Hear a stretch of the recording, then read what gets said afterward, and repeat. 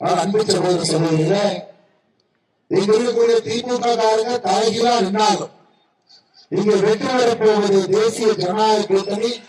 நம்முடைய வெற்றி வேட்பாளர் அண்ணன் செந்தில்நாதன் அவர்கள். காரணம் உங்களுக்கு தெரியும். 2024 ஆட்சி அமைக்க போவது மோடி ஐயா. ஆட்சி அமைக்க போவது மோடி ஐயா. மறுபடியும் இந்தியாவுடைய பிரதமராக மூன்றாவது முறையாக தொடர்ந்து ஆட்சி கட்டளை அமர இருப்பவர் பாரத பிரதமர் நரேந்திர மோடி அவர்கள். வேறு யாருமே இங்க இல்லைங்க. அப்ப நீங்க சொல்லுங்க, பிரதமராக மோடி அவர்கள் வரப்போகின்றார், எம்பியாக மோடி கட்சி தான் வரும். அப்பதான திட்டங்களை பார்க்க முடியும். அதனால சகோதரே, மோடியா வரலீங்க.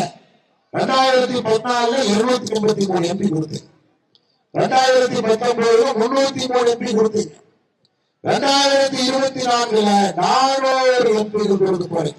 400 ஒரு வலிமையான தனி பெரும்பான்மையோடு பாரதிய ஜனதா கட்சி தேசிய ஜனநாயக கூட்டணி மூன்றாவது முறையாக ஆட்சியில் வந்து அமரப்போது. கரூருடைய பாராளுமன்ற உறுப்பினராக நம்முடைய அருமை சகோதரர் செந்தில்நாதன் அவர்கள் இருக்க வேண்டும். மற்ற சகோதர சகோதரி, இன்னைக்கு பெண்கள் எவ்வளவு மோசமா பேசுறாங்க பாருங்க. அம்மா தெரியாம கேட்கிற தாய்மார்கள் சகோதரர்கள் அதிகமா இருக்கு. துரைமுருகன் அமைச்சரா இருக்கார், அவர் பையன் கதிரானந்த். திமுக ஆட்சிக்கு வந்ததுக்கு அப்புறம் பேசுறதாய், திமுக ஆட்சிக்கு வந்ததுக்கு அப்புறம் நம்ம தாய்மார்களும் சகோதரிகளும் மினுக்கு இருக்காங்க. யாரும் கேட்டீங்களா? ஒரு அம்மா கேட்டுச்சு, எடுபட்ட வயலாம் ஏன் அப்படி பேசுறீங்க, ஏன் மினுக்கு இருக்குன்னு பேசுறீங்க?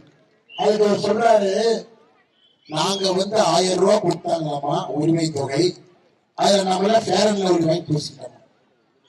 இப்படிதான் திமுக இருக்கான். நம்முடைய தாய்மார்களை சகோதரிகளை மோசமாக பேசுவதற்கு ஒரு கட்சி தமிழகத்தில் இருக்குன்னா அது திராவிட முன்னேற்ற கழகம்.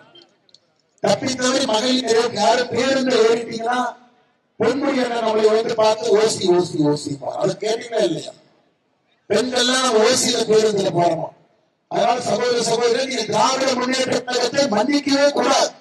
திராவிட முன்னேற்ற கழகத்திற்கு மன்னிப்பே இல்லை.